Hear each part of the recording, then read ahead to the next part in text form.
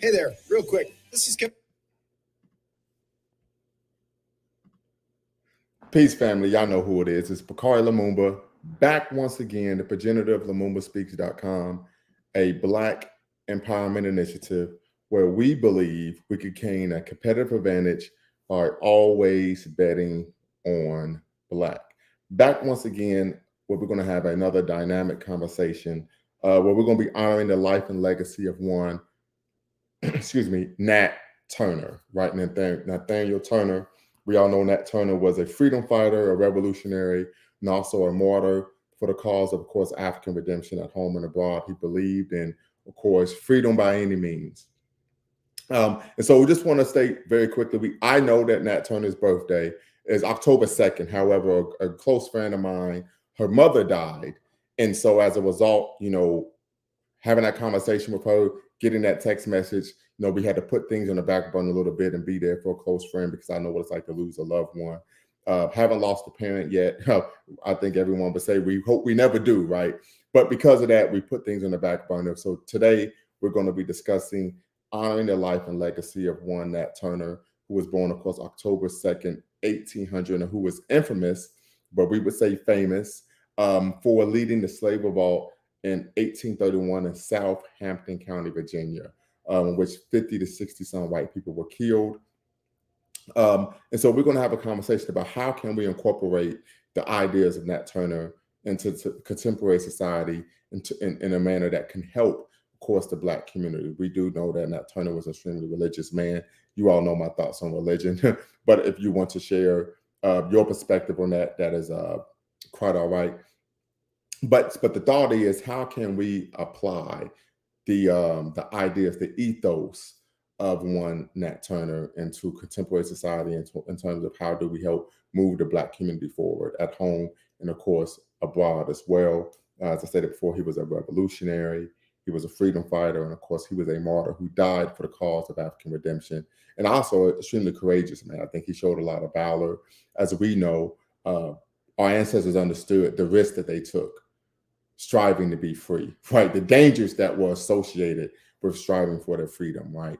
We all know that, unfortunately, after he was hung, he was killed. Of course, he was hung, and then his body was skinned, right? And people made lampshades and posters out of his skin, right? And so to know that, hey, if I'm unsuccessful, right, this is the likelihood of what would take place. But as we know, there was such a longing, such a strive for freedom that it said, hey, we have to take our chances, right? We also know that our ancestors resisted, and we're still resisting today, but they resisted not only when they came to America, but even on the ships, right? We know there were over 150 documented shipboard insurrections in which we were fighting back against, of course, our enslavers. And we even know that even on the road to the Barracones, right on the African coast, we were fighting back and resisting. And even in the movie The Woman King, we saw a little bit of that. It touched on it a bit tangentially. So with that being said, I'm going to put the link in the chat. Want some people to tap in. Let's have a conversation about how we can honor the legacy of Nat Turner today, right? And I think it's very important that we have this conversation. Oftentimes when we talk about freedom fighters and that Black tradition of audacious self-assertion, that Black radical tradition of audacious self-assertion in the face of white hegemony. Oftentimes, Nat Turner is someone who's overlooked. Oftentimes, someone such as David Walker is overlooked as well. So we're going to speak on David Walker a little bit later as well. And so how do we, right, incorporate these ideas, right? Because I think that oftentimes when we look at the work that ancestors did, they did a lot of things right. And I think that sometimes what can happen in our community when we're looking to advocate and strive and better ourselves is that we can oftentimes seek to what? Recreate the wheel. That's not something that we want to do, right? It's extremely laborious task. And so what can we do to honor the life and legacy of one Nat Turner and then incorporate the ethos and edict of his life into contemporary African American culture and society to move our people forward and contribute to a forward progression of who we are as a people. So please tap in. As you all know, ground rules are, of course, you don't have to cam up to be part of the conversation. If you want to be part of the conversation, but you don't want to cam up, you can do that. Second, and most importantly, facts over feelings. Facts over feelings. And then, of course, number 3, you can't use racial epithets of any kind to describe a Black person, right? Irrespective of their geographical location, where they come from, how long they've been in America, if they're not in America, that's not something that we do here. We're a Pan-Africanist channel. And we believe, of course, in the 3 N's of Black power, which is self-respect, self-defense, and, of course, self-determination. So we believe in, of course, respecting ourselves as African people. And in doing so, we don't speak ill of anyone who is a brother or sister, even if they don't know that they're a brother or sister. I say Black power. And then last but not least, and I say this all the time, that if you make a claim that is patently false, I will cut you off. I don't allow people to be intellectually disingenuous on my channel, on my platform. So with that being said, we're going to open things up. The link is in the chat, and we're going to have a robust conversation on this Friday evening regarding honoring the life and legacy of one Nat Turner. I can recall, and I could give a brief snippet in terms of how I came to learn about Nat Turner. So my parents, growing up, they had a collection of African American history books. I think they were ebony books of Black achievement, and these were books about great African Americans, right? And I do remember as a child, this is, of course, elementary school, grade school, that all of the books had a foreword by Coretta Scott King. So shout out to Coretta Scott King, because we know you can't mention the Reverend Dr. Martin Luther King Jr. without mentioning Coretta Scott King, right? So shout out to the Queen Mother, who, of course, is one of the great ancestors now. But one of the books I came across when I was in 4th grade was Nat Turner. So I read the book, and I ended up deciding to actually do a book report on it. And the teacher was like, what the hell? I remember I had a white teacher. That's the first time I had a white teacher. And of course, she didn't know how to really accept that or deal with the fact that, I did this book report on this Black man who led the slave revolt and killed all these white folk. So I called my parents. My parents didn't even know who Nat Turner was. I showed them the book. Was like, well, yeah, I got the book here. I read the book about him. So I say that to say that I learned about Nat Turner at a very early age, and I was always drawn to, his audacious self-assertion, the fact that he refused, right, to be enslaved, right, that he knew what the risk was and said, hey, we got to go for broke, right? And I think this truly shows what Dr. Malana Karinga talks about when he talks about the Black community, is African people's adaptive vitality, our ability to adjust to changing circumstances without losing substance or essence. And we know that during that time, our substance, our essence, and what we strove for and what we were fighting for was, of course, freedom. So that's just a brief story about how I came to learn about, of course, Nat Turner in the 4th grade, read about him and fell in love with him and his story, particularly the fact that he was willing to use force, physicality, willing to use what many scholars call revolutionary violence to gain his right to freedom and full humanhood. Ashe, Black power. So that's my story, how I came into contact with Nat Turner. Very powerful story, as you can imagine. Being 8, 9 years old, that left an indelible imprint on my psyche in terms of this belief in the Black radical tradition of audacious self-assertion, right? So definitely got to give a shout out to my parents for even buying the book set, even though I was the only one in the home that read the books. But the fact that they even had the foresight to purchase the books and even have them in the home, of course, I believe that is why I am who I am today. So definitely want to give a shout out to my parents. But also, I think oftentimes when we discuss Nat Turner, and if anyone's seen the movie, Birth of a Nation, we know that it wasn't a historically accurate depiction of Nat Turner's life. But what we do know is that the brother was a martyr, right? And so many African men and women, brothers and sisters, have made that transition to the ancestral realm in a manner that was rooted in, of course, martyrdom. We could talk about Patrice Lumumba, right? We can talk about Malcolm X, Martin Luther King, so on and so forth. So many who were willing to do what? Give their lives for the cause of African redemption. And so with that being said, they have given their life. And I say this a lot because oftentimes you have people who want to be critical of those that came before us who gave their life for the cause, right? And people are extremely critical of one Dr. King. And anyone who watches my platform, you know my thoughts on Dr. King, at least his politics, right? But I respect his sincerity, his gravitas, and his commitment, right, in the manner that he believed was best to help Black people gain our full humanhood, right? Here, particularly in America, as we all know, but he did have a Pan-African ethos that he really didn't promote because he was present in Ghana, March 9th, 1957, when the Ghanaian nation state gained their independence, of course, from the British. And just to put that in perspective, my father was born in 1957, right? So you talk about Ghana as a nation state is 65 years old. My father is 65 years old. So just to put in perspective that it hasn't even been a full lifetime since the nation state of Ghana has been a free, sovereign nation. With that being said, the link is in the chat. The link is in the chat. The link is in the chat. You're watching. Hit the thumb. Make sure you hit that like button. Thumbs up, thumbs up, thumbs up. We're wanting to have a robust conversation regarding honoring the life and legacy of one Nat Turner, but in honoring the life and legacy, how can we extract from him? What can we learn from him and apply today? How can we reasonably apply the ethos and edict, of course, of one Nat Turner today?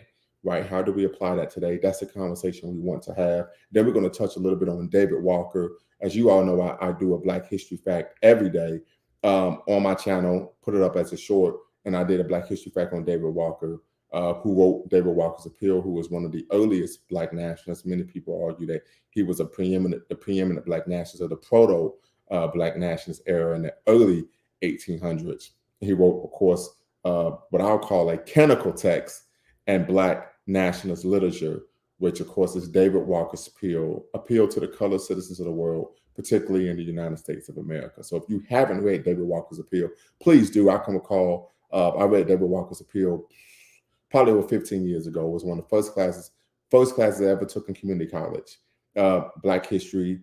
And of course, we had to read David Walker's Appeal. So, and many scholars argue that he probably was killed for, of course, what he wrote in the book. So that's just a brief snippet there, but we will touch on David Walker. But once again, we're talking about Nat Turner, honoring his life and legacy, particularly honoring his life and legacy in our works, right? We know deeds, not words, right? And so what can we do to honor his life and legacy? I'm not saying that we need to go out and start an insurrection, but what can we do to actually capture that revolutionary mindset that he had and employ that, of course, today in the Black community? I've always promoted the idea that what we can do that is revolutionary in nature is build institutions and create initiatives to help the subsequent generations that are coming behind us to, of course, have a competitive advantage in a global economy. I am, of course, from a social scientist perspective, a conflict theorist, right?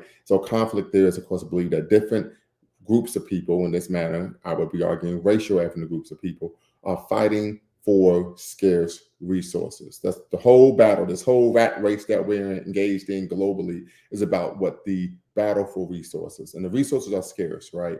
And so as a result, I think we have to be cognizant of that. And how can we give ourselves a competitive advantage in that race of life, right?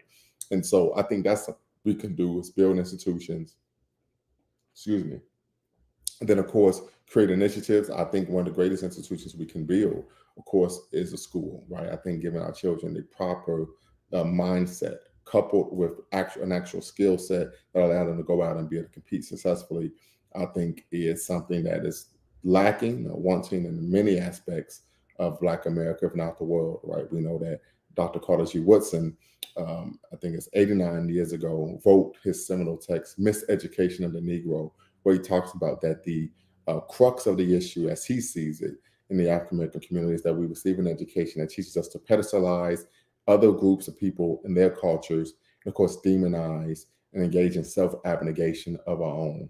And so if many people are unaware, we do know that the great ancestor, Dr. Carter G. Woodson, who of course was the second African American to get a PhD from Harvard University, but he got his degree in history. We know the first was Du Bois, and he got his PhD in sociology. But one of the things that he talked about was how Harvard taught him to hate himself. And then, of course, he went on to the first book that he ever wrote was on the great African history, right? Because he wanted Black people to know that the myths that were told about us by white folk, that we didn't have a history until we came in contact with them, was patently false. So definitely give a shout out to our great ancestor, Dr. Carter G. Woodson. Brother Bag, what's the word? How are you doing this fine evening, Professor Lumumba? I am tired, but I'm doing all right. Good deal, good deal. This is a very special individual to me. Yes, sir. He has to go down as one of the greatest African Americans that we've seen, just for the sacrifice and what he did. I know there were other slavery results, but his was very successful and documented. I know I read it. I read this a long time ago. I believe his confessions was like through his lawyer. Yes, So sir. That's correct. Yes. yeah. So, but even though we don't really know if it was actually his words, we know we have a confession from him allegedly, and just the words that were spoken on the detailed account of what happened is rare, and especially for that time period. Absolutely. And it was just, I mean, how can you not love this person? Right. For everything that he went through? He believed in their God, their Bible, and used it against them. And just to be able to have it documented so we can read what he allegedly said while he was getting ready to be hung. So he knew he was going to die. Right. And he just was very powerful, very strong, very determined. Particularly mentally, right? I think I want to say that I didn't mean to cut you off, but oftentimes, unfortunately, I think in our community, we think of someone being strong, we think of someone being physically strong, we think of someone being carnal minded, right? That's a religious term that I used to get hit with all the time growing up in church. But when you talk about mental strength, mental tenacity, right? When you're talking about fighting for your actual freedom, fighting for your humanhood, and knowing what the consequences can and will be if you're not successful, if you're unsuccessful, you have to have a strong, dogged determination to be willing to go through with said behavior, knowing what the potential consequences are. I agree. And I say that because I have a book. I can't find it. Every time I need the book. I don't have it right in front of me, but there's a book entitled "If We Must Die," and it's on shipboard insurrections during the Middle Passage. Ain't that about it? You know what? I can't find it. But with that being said, the title of the book was "If We Must Die," and so this was taken from the author that what they gathered when they did their research was that our ancestors understood that, hey, if we must die, we're taking you with us. We're taking y'all with us. Yeah. Right? And I can recall as a child, my parents wonder why I'm the way I am, but I remember as a child watching Roots, right? So I probably was 8, 9 years old. And I remember watching the movie because I remember, so my parents told me that the miniseries came out in the 70s, but of course it comes out in the 90s again, and they're showing it every day of the week. And so I remember we came home and there was a commercial like, this content may be unsuitable for children. So I remember I'm watching it, and they're showing a scene where they're fighting on the ship. And I'm like, well, why did they say that, Mom? And she was like, oh, because, and there was a scene where there was a Black woman, African woman, with her baby, and she just jumped overboard. And my mom was like, well, see, some children may not understand why she did that. And I'm thinking that it was because, of course, they had their breasts out. I'm thinking that's what my mom would have said. But she was like, no, some people would not understand why she jumped overboard. That, hey, I'm willing to die rather than to be a slave. Yes, a lot of them did that, and that was very impressive.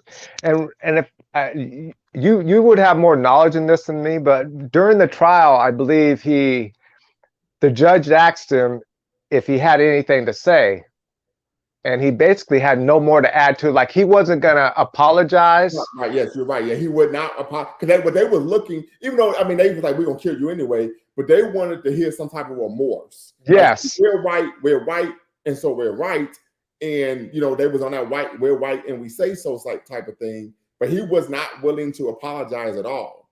Yes, and I believe that they were looking for him to beg for his life. Yes, wouldn't do it. Exactly. And I mean, yeah, very, very impressive. We just don't have those people today. When you were talking about how can we put that into our community today, if you look at our people now, certain people are like you know, that think like you, but you just seen this new video that's out about voting. Our people have totally wanted to integrate into white America to the point where they're willing to sell their souls. All right, so talk to me about this interview this video. Yeah, this video was about they wanted to get black people to vote, and there's no sex, no vote. If you don't vote, then you don't get sex. And they have a gay person and washed up rapper named Trina. Well, if we're trying to get to a place in society in this country to where we can move forward, we don't have the minds of a Nat Turner. We're losing those. We don't have people with minds like yours or people that you may associate with. We do not have these people. And then we do not have the people that are in places like yours, that are politicians, that are black intellectuals, that are speaking out against this stuff. So how can you progress? Go ahead, excuse me. I haven't seen the video. Carrie is saying the video was trash. Carrie, if you could please tap in and be part of the conversation. I hope you could add more depth to what Brother Bag is talking about. Go ahead, Brother Bag. So as far as trying to build a people, I just don't see it. I mean, I see certain individuals in this country like you and, you know, me, I'm doing great, but there's always a percentage that will do good. But as a race, as a collective, I see it as we're defeated in this country, psychologically beaten, conquered. And as far as infrastructure, like you said, in schools and things like that, it just seems like our people are running from knowledge. They're not trying to hear that. They're after integrating with white people and doing what they do. And it's literally destroying our race. Yes, sir. So I yield. Brother Malcolm, what say you? Okay, we got some tough technical difficulties, I believe, with Brother Malcolm, so we're going to be quite all right there. Brother Malcolm. Okay, so technical. Are you good? Can you hear us? So yeah, we're having some technical difficulties. So yeah, I mean, I haven't watched the video. It sounds like I don't want to watch the video, but I think one of the major issues is, and I think you brought up this concept or idea of we are integrating into and adopting that mindset, because we know this is something oftentimes that the white power structure does. They tend to focus on black people as merely entertainment, as particularly in politics, right? Oh, we just make a song, sit down with a celebrity, and that's cool. But now it seems that, and you could correct me if I'm wrong here, because I think I'm paraphrasing. Don't want to speak for you, but we're starting to adopt that same mindset. We don't have to have a real voter education. We don't have to develop our own political candidates. Just make a song saying, if you don't vote, I won't have sex with you. Yeah, I don't know how in the world they came up with this, but it just seems to be getting worse. I believe the last time black people actually stood for something was during the civil rights signing of the civil rights legislation. Yes, sir. Back in 1964. After that, it's just our race has gone steadily downhill. So what do you think contributes to that? Well, if you look at the 70s, after the Civil Rights Bill, it was a free-for-all. Now you get to integrate into white society, American society, which we went crazy. Then you get into the 80s, you have the crack epidemic, which destroyed the black families. Then we move into the 90s, and for me, this is the nail in the coffin. You have rap music.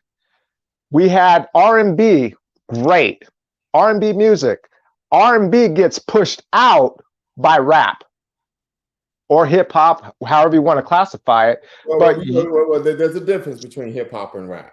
Okay, well, let's say the hip hop then. That's probably the more street version of rap. No. No? So I'm gonna give it to you. I'm gonna make it plain. Chaos once said it best. Knowledge reigns supreme. Rappers spit rhymes that are mostly illegal. MCs spit rhymes that uplift their people. So what's the difference between hip hop and rap? So what you will be referring to is rap. Rap is a form of musical genre that promotes criminal behavior, criminalization of the African American community. Hip hop comes from an ethos in which MC comes out of the hip hop subculture, which is a subculture of African American culture, which is rooted in the concepts and ideas of course, black nationalism.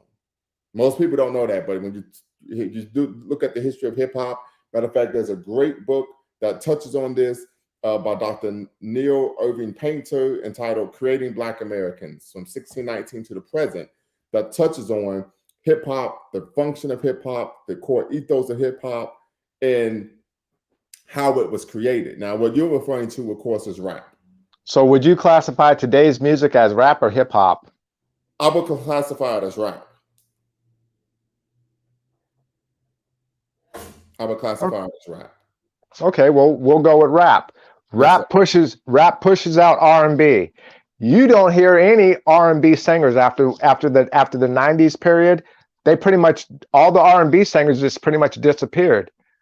So and another thing, R&B singers use their names. Rap came in and it's basically you have a street name now.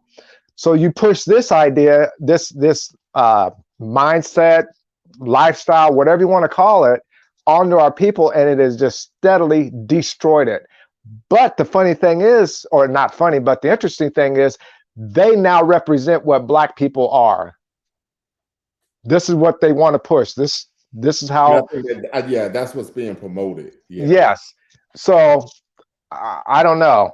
I'm not into it. I'm really not into it. But it's going to be very hard to try and get Black America back on a path of how our ancestors were, where they stood for something, because you can't point to anything that they stand for now. At least I can't. Yeah, I mean, that I would disagree. I think you can find things that people in our community stand for. Twerking. Right. Okay. People now, we can find a large segment of our community that stands for being baby daddy free. Ain't no baby coming out of me.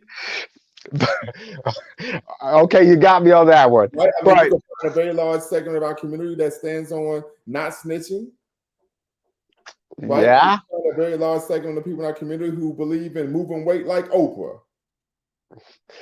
And this is what I'm talking about. These things that they stand on are nothing but race killers. They're not progressive. They're not anything that will help move us forward in a manner that is, yes. It's progress stoppers. And we do not have people with a big enough platform to push back on them. Like I was saying about Black leaders, where are the Black intellectuals that are conservative? Right. Why are they not speaking out about this? I mean, how can I have found that they are, but they're not heard.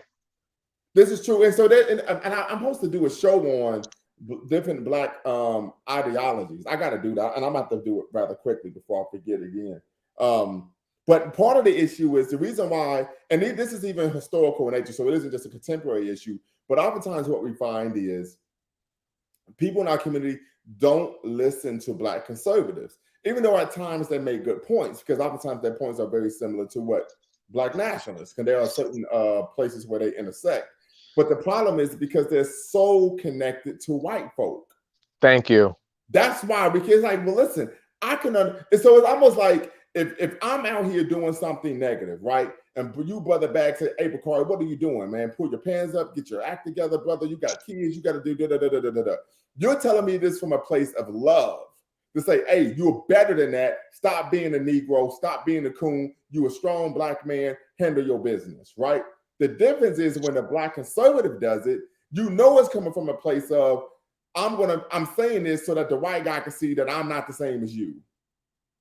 Right. But let's not talk about Black conservatives. Let's talk about Black people. I don't care if you're a liberal or independent, a Marxist, whatever. Black people that have a vested interest in seeing our people move forward as a race, where are they? Well, so they're out there. And here's the issue, and I've stated this ad nauseum on my channel, is that one of the major issues that we have in our community, particularly from Black people who are supposedly interested in a forward progression of us as a race, as a people, to help restore people to our traditional greatness, what we tend to find is that it's very difficult for them to do what? Critique our own behavior. For whatever the reason, it's easy to point out and say, hey, look what everybody else is doing to us. But when we look back and say, listen, what are we doing to ourselves? You get radio silence, right? And that's the major issue, irrespective of where that person aligns themselves on the political spectrum. if that's the case, and I believe what you're saying is true, what you're saying is we're done. If we won't even take constructive criticism from our own people that are, intellectually capable of explaining things to us. Mhm. I mean, well, it's like a boxer who won't listen to their trainer. So let me ask you something, which I never did and I kind of always wanted to do.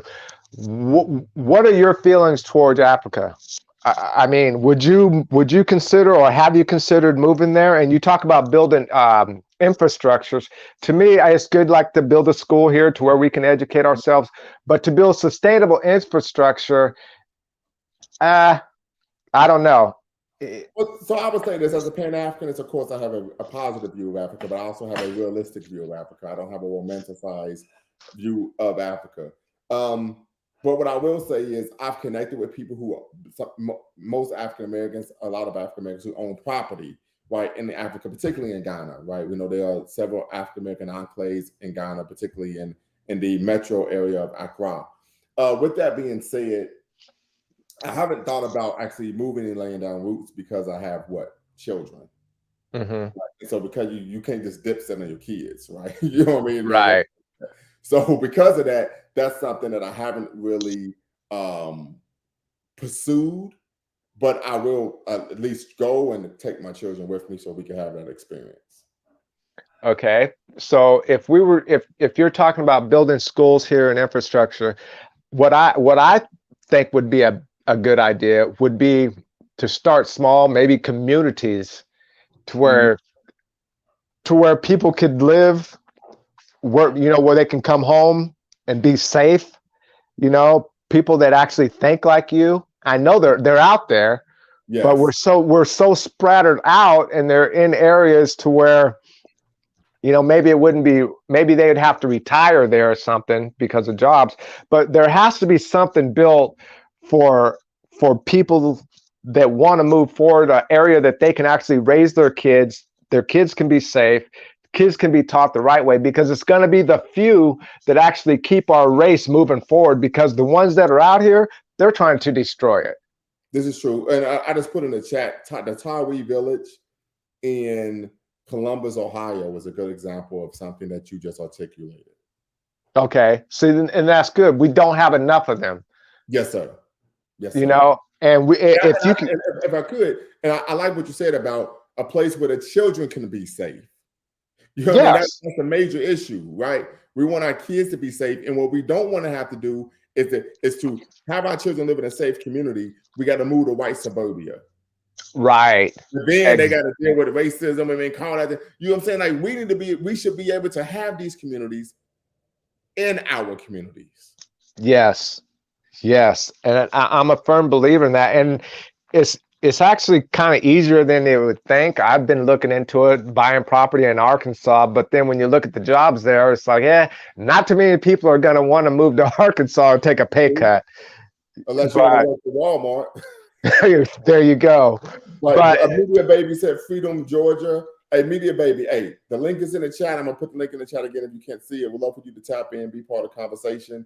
Once again, you're watching Lumumba Speaks here on YouTube, Black Empowerment Initiative, where we believe we can gain a competitive advantage by always betting on Black. Make sure you hit the like button, thumbs up, thumbs up, thumbs up. We're having a conversation about Nat Turner. His birthday was on October 2nd. I was going to do the show then, but had a situation where a very close friend of mine lost her mother. And of course, she reached out. And so I wanted to make sure I gave her my time and energy to help see her through that, because we all know that's a very painful loss when you lose the person who brought you into the world. So, of course, we pushed it back, and I had some things going on with work and everything like that. So we pushed it back. But we're having a conversation about, of course, the late, great Nat Turner. We know when a man had us on the back burner, the facts state that he led one of the greatest revolutions to free the slaves, and then he was murdered.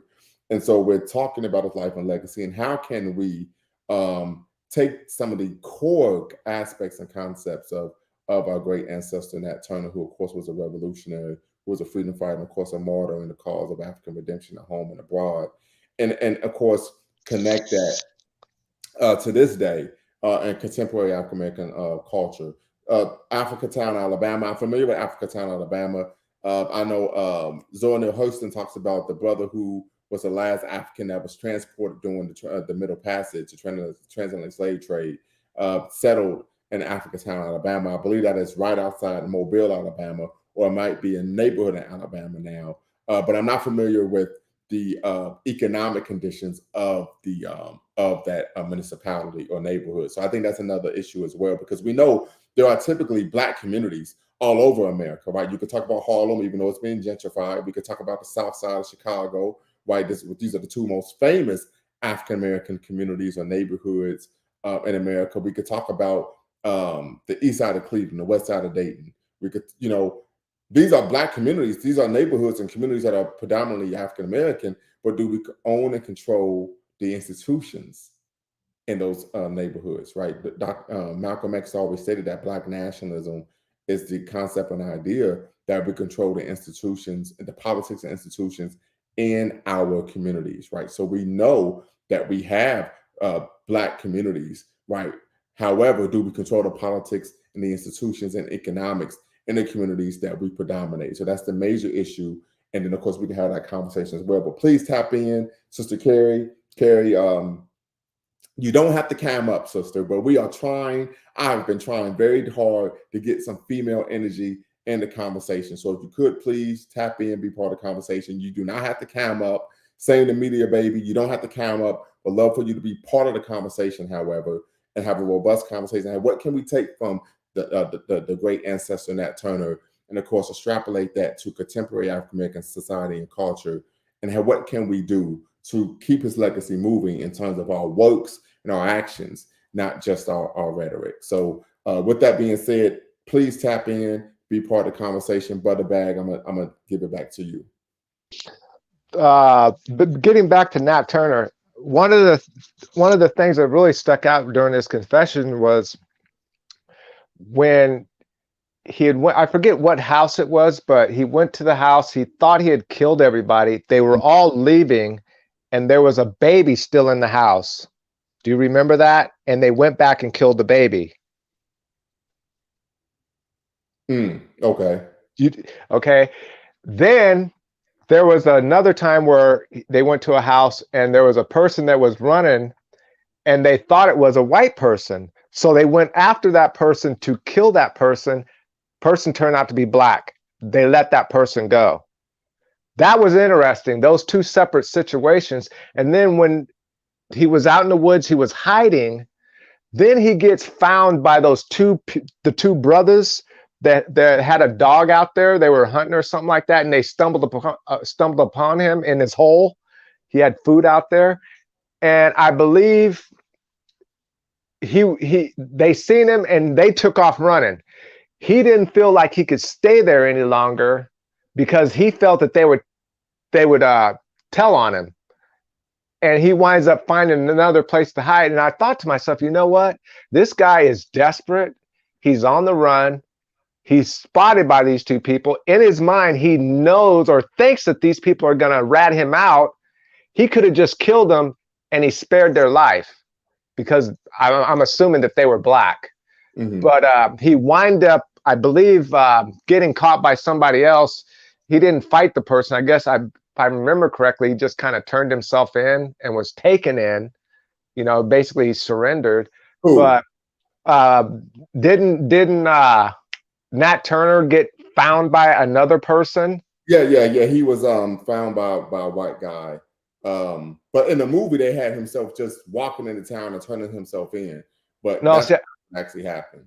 I thought he got found by another Black person. He voluntarily gave himself up to it, but it was a white guy. Yeah, it was a white guy. And matter of fact, there was a tree that had fell over. And he was inside of the tree, and the white guy ended up finding him, and of course told him to come out, and then took him into town. Yeah, well, and it's just he had compassion for his people. Even when the people that were fighting with him felt that they were being outnumbered or outgunned or taking too many casualties, when they took off running, he didn't try to hurt them. He just basically let them go. You go your way. Mm-hmm. And I thought that showed a lot of just he had a lot of respect for his people. You know, he wasn't out to hurt black people. It was strictly white people. And that's all I got. I'll just sit back and listen. Okay. Brother Malcolm.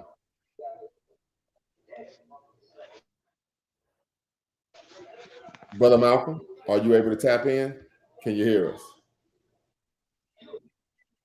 All right, I think we're still having some technical difficulties there. So, Sister Carrie, Media Baby, love for you to tap in, be part of the conversation about what can we do, of course, to take the ethos and ethic, edict, of course, of one Nat Turner and apply it into contemporary African American society and culture. I think this is a major issue. I think at one point, many people can argue that there was a revolutionary culture at one point that was the norm in the African American community, but now we're finding it to be more so of a ratchet culture. So, Brother Malcolm, you got some background noise, Brother Malcolm.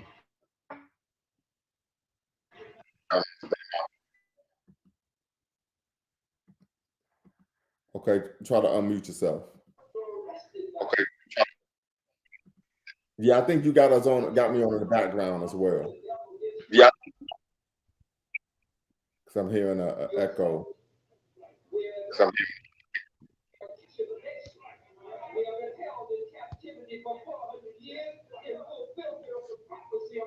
we'll have to move that.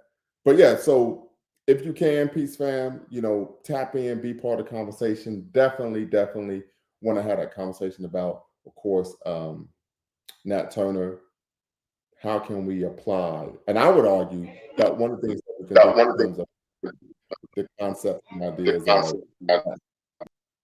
of Nat Turner is his commitment, right? This man had a dogged commitment, his tenacity, right? So I would argue that irrespective of what you're doing in life, what you're doing in the world, take that type of tenacity, that commitment, of seeing things all the way through. We know oftentimes for many people, as you all know, I work in higher education, we have students who come in, they have that sense of euphoria, they have that high of starting college, right? But after 1 or 2 semesters, that euphoria, that emotional high that they had, a wave, has of course, it's kind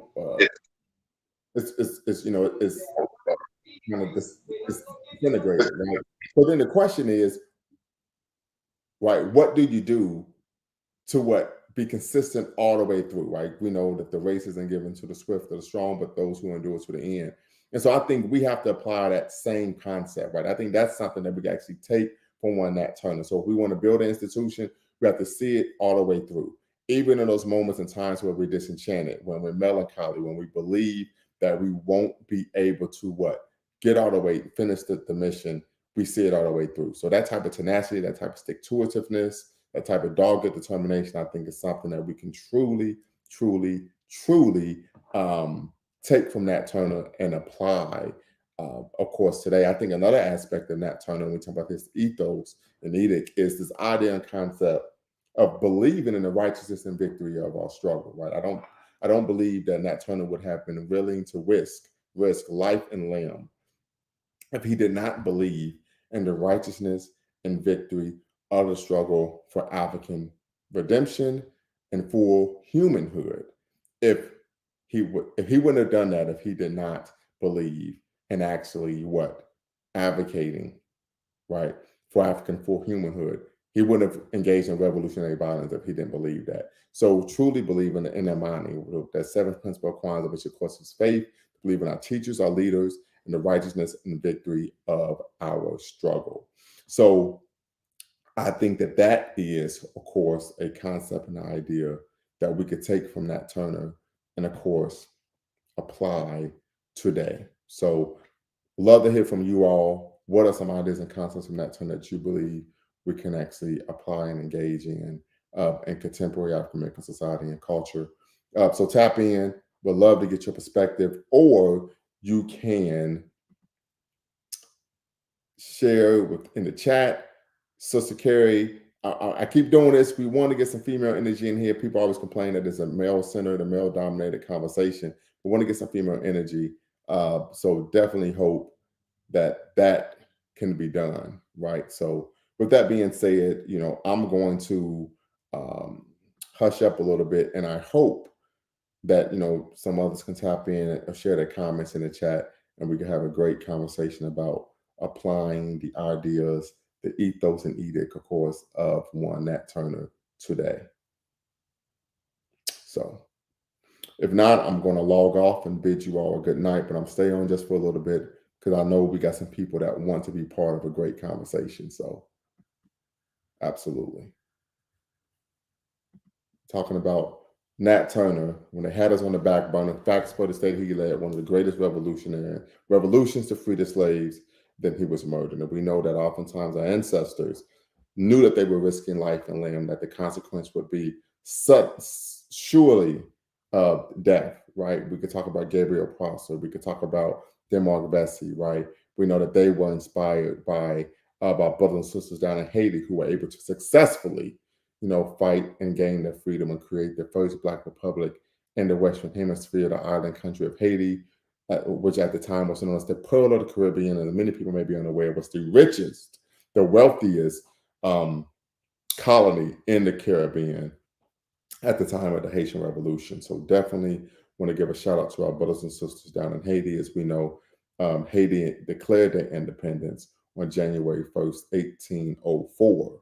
But we know that the Haitian Revolution began on 8/21/1791. I believe it was 8/21/1791.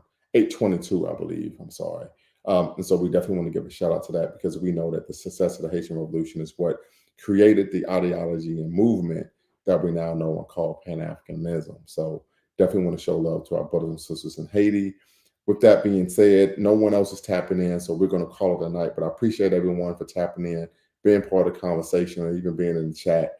And until next time, y'all know what to do. Peace.